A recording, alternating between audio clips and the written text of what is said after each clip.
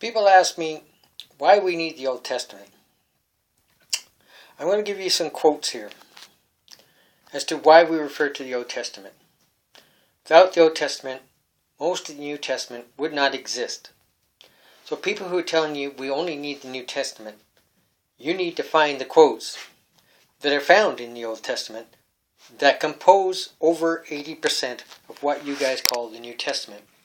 We at the NetStream don't use the term New Testament or Old Testament. We call it the renewed covenant because the covenant was shattered. The only reason that it is ever called the New Testament was one scripture alone in one of the prophets, which said, I will give them a New Testament, write them a new covenant. But these things are just renewed. The original covenant was struck with Abraham, simply said, I will provide a way where there is no way. That provision has been made. He is the Lamb of the Book of Life. He is the sacrifice. He is the Lamb that covered the doorposts over in Egypt, and so on and so on. There are many other references. He is Joseph, who was caught into slavery and yet brought out the multitude. He is the Moses in the wilderness that guided the people through the wilderness of sin and into the land of promise, as today he still fulfills that word with us people. The following quotes are found in Hebrew, which come out of the Old Testament. God has never said to any of his angels, you are my son, today I became your father. Psalm 2 verse 7. 2 Samuel 7:14, I will be his father, and he will be my son, in reference to the Messiah. Let all God's angels worship him. Psalm 97 verse 7. The command of the angels to worship him. No other person, Hebrew testifies, has he ever brought forth his firstborn son to the world, or has he ever said to any person to allow the angels to worship them. God makes his angels become like winds, and his servants become flames of fire. This is quote from Psalm 104 verse 4. Psalm verses 45 verses 6 through 7. God, your throne will last forever and ever.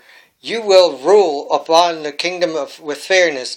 You love right and hate evil. So God, you have chosen among your friends who are set apart with much joy. By the way, I'm using the New Century Version.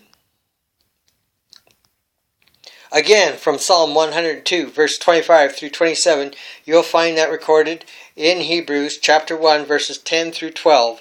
Lord, in the beginning you made the earth, your hands have made the skies. They will be destroyed and you will remain. They will wear out like clothes, but you will fold them like a coat. And like clothes you will change them, but you will never change them, and your life will never end. In Psalm 110, verse 1, sit you by my right side until I put your enemies under your control. That is just out of the first chapter of the book of Hebrews. If I go through Romans, if I go through Philemon, if I give through 1st, 2nd, and 3rd John, if I go through St. John, Matthew, Mark, Luke, or Acts, if I go through the Hebrews chapter, the entire book, if I go through any of the writings of Paul or Peter, you will find that the majority of what they had to say, what they quoted from, is also found in reference to the Old Testament. So, do we need the Old Testament? Yes, we do. Because by them we recognize the words, and we understand the prophecy, and we understand the fulfilling of these words. So when we debate with people, does Jesus really exist? Does the Messiah really exist? Is this Yeshua the true Messiah? Then we can answer without doubt, without uncertainty, that yes, he is the chosen one.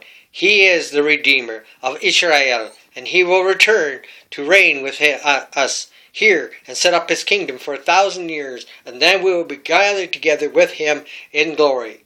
Until next time, this is Rabbi Daniel Baumet. Saying shalom, and God bless you.